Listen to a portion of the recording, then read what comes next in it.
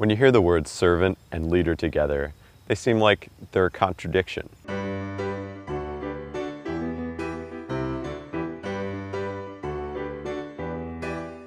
Normally when you think of servants, you think of people who are low down on the totem pole, and that leaders are on the opposite end of the spectrum. However, what Jesus teaches us is to break through that stereotype that servants can't or even shouldn't be leaders, and leaders can't or shouldn't be servants. We read from John chapter 13, starting from verse 3. Jesus, knowing that the Father had given all things into his hands, and that he had come from God, was going back to God, rose from supper.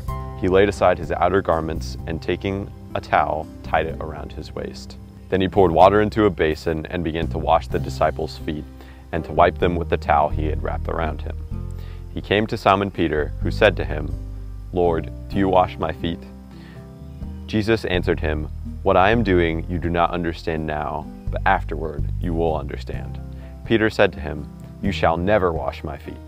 Jesus answered him, "If I do not wash you, you will have no share with me." Continuing in verse 12, when he had washed their feet and put on his outer garments and resumed his place, he said to them, "Do you understand what I have done to you?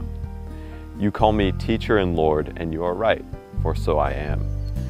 If I then, your Lord and teacher, have washed your feet, you ought to wash one another's feet. For I have given you an example that you should do just as I have done to you." So what does it mean to be a servant? Jesus says to lead, we first need to serve. So what does it mean to serve others? Does this mean that we are literally supposed to go out and wash the feet of everyone that we meet?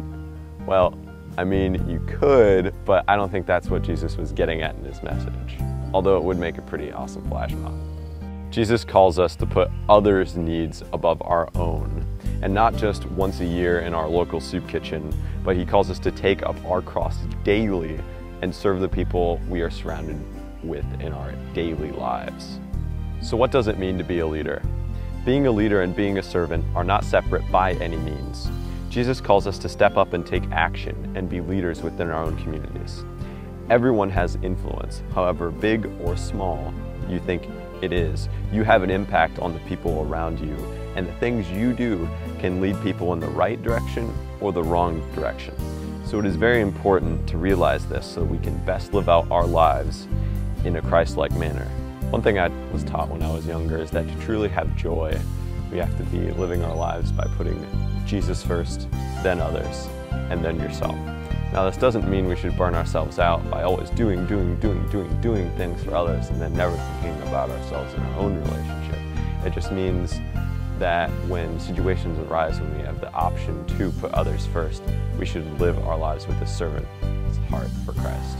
And so I challenge you to go out into your lives in this next week and find ways that you can serve others and put their needs above your own, like Christ sacrificed himself for us so that we can sacrifice and serve others.